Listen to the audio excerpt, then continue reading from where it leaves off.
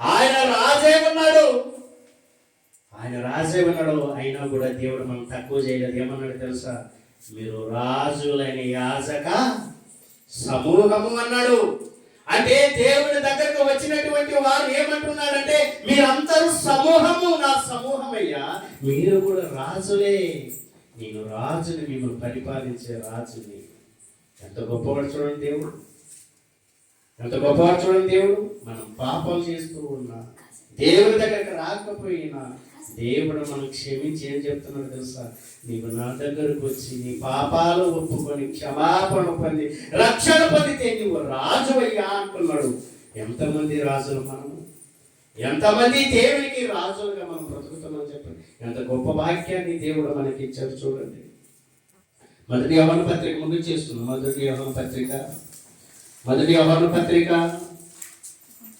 5వ అధ్యాయము 10వ వచనం. మొదటి యోహాను పత్రిక 5వ అధ్యాయం 10వ వచనం. దేవుని కుమారుని యందు విశ్వాసముంచువాడు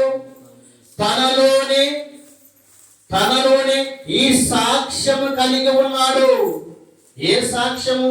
దేవుని నమ్మని వాడు ఆయన తన కుమారుని గూర్చి ఇచ్చిన సాక్ష్యమును నమ్మలేదు కనుక అతడు దేవుని అబద్ధికులుగా చేసిన వాడే.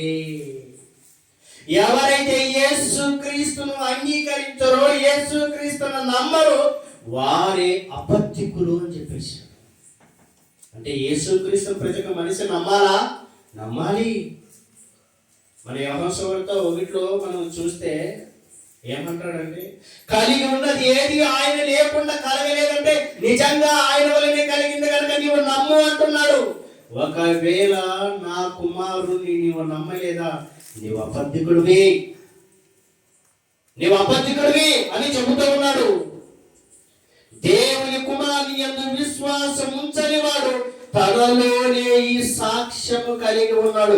ఏంటా సాక్ష్యం అంటే, దేవుని నమ్మని వాడు ఆయన తన కుమారుని గురించి ఇచ్చిన సాక్ష్యమును నమ్మలేదు కనుక అతడు దేవుని అబద్ధికులుగా చేసిన వాడే. ఆ సాక్ష్యం ఏదనగా దేవుడు మనకు నిత్య జీవమును దయచేసెను.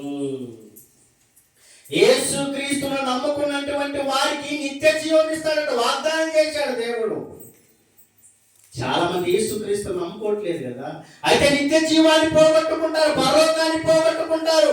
నీవు యేసుక్రీస్తును నమ్ముకున్నట్లయితే నీకు పరలోకం ఇవ్వడానికి నేను సిద్ధంగా ఉన్నానని దేవుడు మనకి ధైర్యాన్ని ఇస్తూ ఉన్నాడు.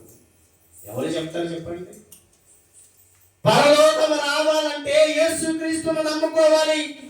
స్వర్గం మనకి రావాలంటే యేసుక్రీస్తును మనం నమ్ముకోవాలి. అదండి దేవుడు మనకి ఇచ్చినటువంటి గొప్ప భాగ్యం. మనం ఎన్ని రోజులు బ్రతుకుతాం ఈ భూమి మీద? ఏదో ఒక రోజు ఏమొస్తుంది? చావు వస్తుంది.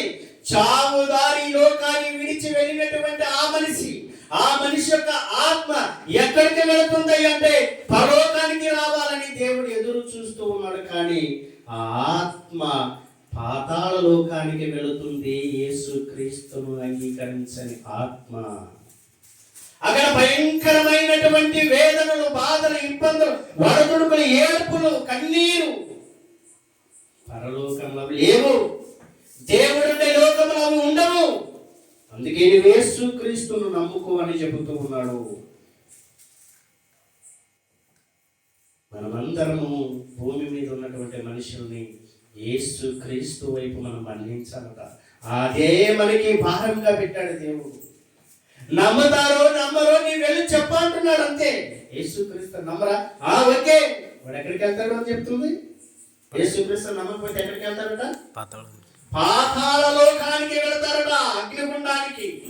యేసుక్రీస్తును నమ్మినటువంటి వారికి పరలోకం. పరలోకం పరలోకం నమ్మితే సరే, నమ్మకపోయినా సరే చెప్పు నువ్వు. అందుకే మనం ఏమన్నాడంటే, నువ్వు రాజువయ్యా, సకల యుగములలో నేను రాజుగా ఉన్నాను, ఆ రాజ్యములో నీవు కూడా రాజువే అని ఆయన చెబుతున్నట్టుగా మనము చూస్తూ ఉన్నాము. అందుకే ప్రసంగి గ్రంథం 7వ అధ్యాయం 17వ వచనం ఏం చెప్తున్నాడంటే, అధికముగా దుర్మార్గపు పనులు చేయకుము.